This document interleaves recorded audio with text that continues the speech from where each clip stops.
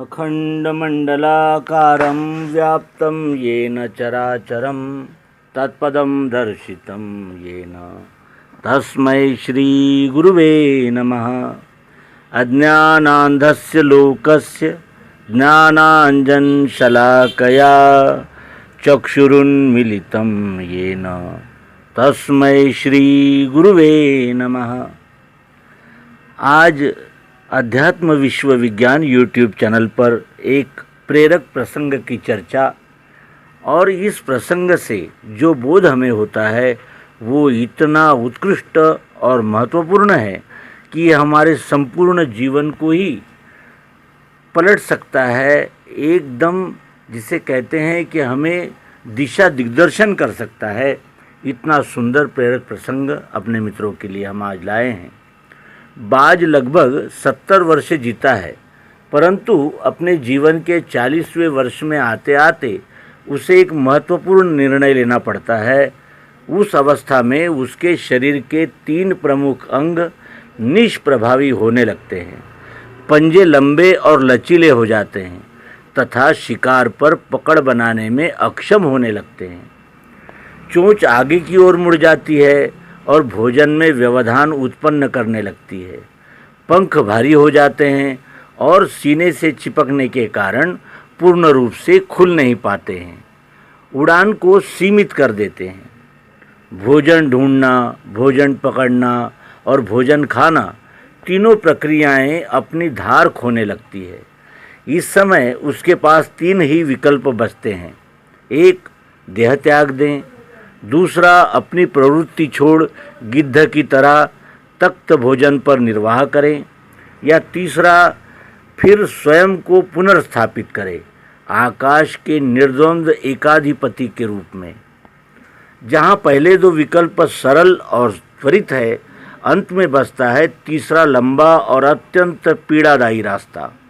बाज चुनता है तीसरा रास्ता और स्वयं को पुनर्स्थापित करता है।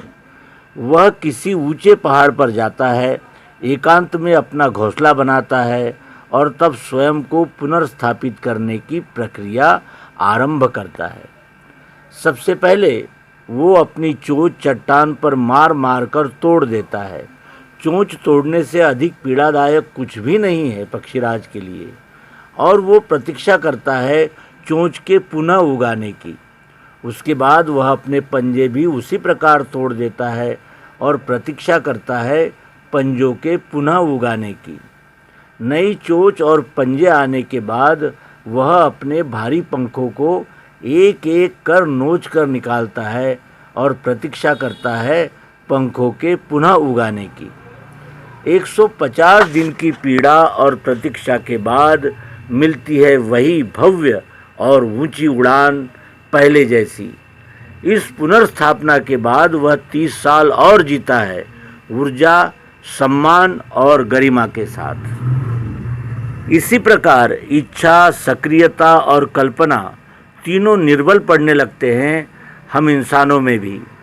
हमें भी भूतकाल में जकड़े अस्तित्व के भारीपन को त्याग कर कल्पना की उन्मुक्त उड़ानें भरनी होगी।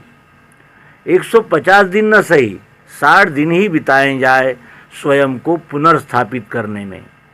जो शरीर और मन से चिपका हुआ है उसे तोड़ने और नोचने में पीड़ा तो होगी ही, और जब बाज की तरह उड़ानें भरने को तैयार होंगे उस समय इस बार उड़ानें और ऊंची होंगी, अनुभवी होंगी, अनंतगामी होंगी।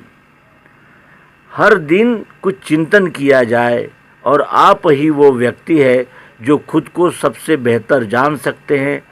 सिर्फ इतना निवेदन है कि छोटी छोटी शुरुआत करें और फिर देखें, परिवर्तन तो अवश्यंभावी होना ही है।